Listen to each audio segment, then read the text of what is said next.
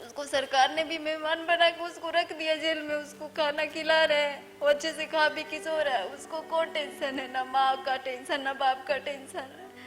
यहाँ तो मेरी हालत ऐसी करके वो जेल में आराम से खा रहा है, उसके हिसाब से ये सजा कुछ भी नहीं है उसके लिए। इस माँ के मुंह से निकलने वाले एक एक शब्द इतने दर्दनाक हैं जिसे सुनकर किसी भी आम इंसान का सीना कांप उठेगा। इस माँ के मुंह से निकलने वाले शब्दों में इतना दर्द इसलिए है क्योंकि इस माँ की 6 साल की मासूम बेटी पिछले 2 सालों से दर्द से कर्रा रही है। इस मासूम बेटी के साथ एक हैवान ने ऐसी करतूत की जिसे सुनकर आपकी आंखें भी नम हो जाएंगी और मन विचलित हो जाएगा। साल 2018 ये वो साल था जब सूरत का ये परिवार आम लोगों की तरह ही अपना जीवन बिता रहा था। परिवार में खुशियां ही खुशियां थी और इस खुशियों का इजाफा करती थी एक फूल सी नन्ही सी बेटी। 1 अक्टूबर 2020 का ये वो दिन था जब इस परिवार के लिए ये दिन दर्दनाक दास्तां बनकर आया और उसके बाद उसका सिलसिला शुरू हो गया। उस दिन हीरानगरी सूरत के उधना इलाके में रहने वाली इस परिवार की 4 साल की मासूम बच्ची को पड़ोस में रहने वाले 25 साल के हवसखोर रोशन भूमियार ने चॉकलेट दिलाने के बहाने मासूम को बहला फुसलाकर अपने पास बुलाया और फिर इस मासूम सी बच्ची को सुनसान इलाके में ले गया। इस मासूम सी बच्ची के साथ ऐसी दरिंदगी की जिसे हम शब्दों में बयां भी नहीं कर सकते। सिर्फ इतना कह सकते हैं कि इस घटना को आज 2 साल से भी ज्यादा समय हो गया है और बच्ची और इसका परिवार अभी तक उस घाव से उभर नहीं पाया, क्योंकि 2 साल के इस कठिन समय में बच्ची का 5-5 बार ऑपरेशन किया गया और 4 साल की मासूम अब 6 साल की हो गई है और अभी भी वो अस्पताल के बिछौने पर है। परिवार का दर्द इतना है कि बोलते बोलते सांस थम जाती है। अब खुद उस बच्ची की माँ को सुनिए जिसकी आंखों में इस दर्दनाक दास्तां को बयां करते हुए आंसुओं का सैलाब आ जाता है, क्योंकि दर्द इतना गहरा होता जा रहा है। बस मैं और मेरा परिवार, अब मेरी बच्ची कितना दर्द सह रही है अभी तक।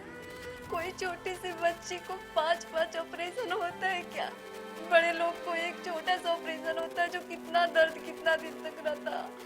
3 साल से मेरी बच्ची ऑपरेशन कितना ऑपरेशन करवा चुकी है, 3-4 आज 5वां ऑपरेशन है मेरी बच्ची को हुआ है। उसके हिसाब से तो ये सजा कुछ भी नहीं है, क्योंकि वो जेल में रह रहा होगा, उसे खाना पीना मिल ही रहा होगा, उसके माँ बाप का कोई पता नहीं, सबने उसे छोड़ ही दिया।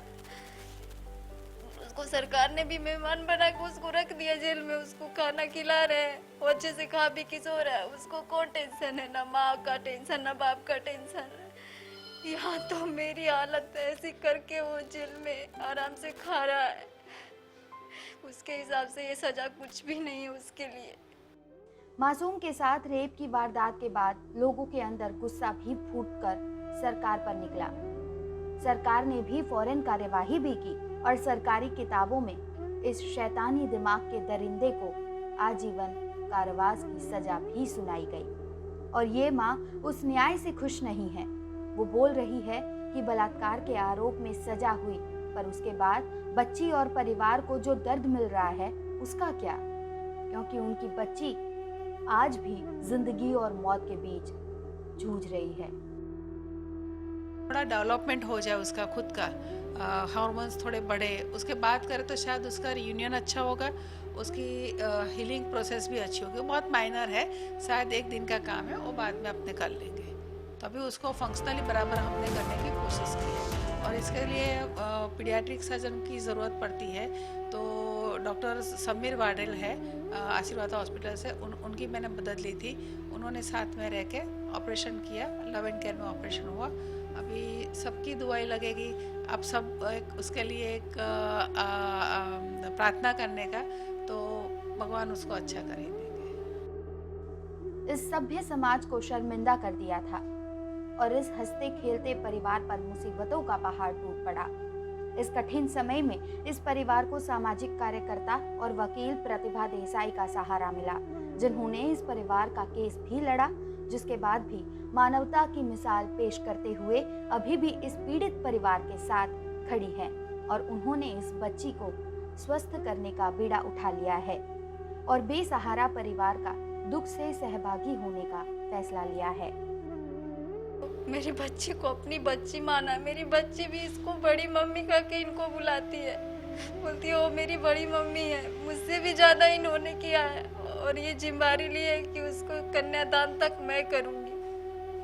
तो आज के जमाने में कोई नहीं दूसरे के लिए ऐसा करता है, पर ना इतने बड़े आदमी हो के, इतने बड़े वकील हो के हम लोग गरीब को इतना कर रहे हैं। बहुत इनको मैं धन्यवाद करना चाहूंगी। मैं जिंदा हूँ, मैं बच्ची का साथ कभी नहीं छोड़ूंगी। वो मेरी बच्ची है, मैं अपने बच्ची की तरह उसकी शादी या जो भी होगा वो सब पूरा करूंगी। और अभी भी जो बच्ची की तबीयत है वो एकदम से ठीक नहीं बोल सकते, उसकी जो जर्नी है वो भी जारी है, लेकिन पहले से काफ़ी उसकी हालत ठीक है। वो सफ़र मतलब जी रही है और आगे शायद एक आध ऑपरेशन और करना पड़े, लेकिन उसके बाद वो ठीक हो जाएगी, वैसे उम्मीद है। और मैं चाहूँगी कि सब लोग प्रे करें कि बच्ची ठीक हो जाए। मैं एक माँ हूँ और बस मैंने माँ की तरह काम किया। वकीलात और प्रोफेशनल वो अलग चीज़ है, हर किसी का एक ज़मीर होता है और कुछ चीज़ ज़मीर से हटके होती है, मानवता के तौर पे होती है। यहाँ पे मेरी मानवता थी, प्रेम थी, दया थी। फिलहाल तो बच्ची के 5वें ऑपरेशन के बाद डॉक्टर और परिवार बच्ची के स्वस्थ होने की उम्मीद जगा रहे हैं, पर यहाँ सबसे बड़ा सवाल ये होता है कि रेप के मामले में तो कानून अपराधी को सजा दे देता है, पर उसके बाद रेप पीड़िता की जिंदगी कितनी मुश्किल होती है ये सोचना भी बेहद जरूरी है। सूरत से संजय सिंह राठौर की रिपोर्ट, गुजरात तक।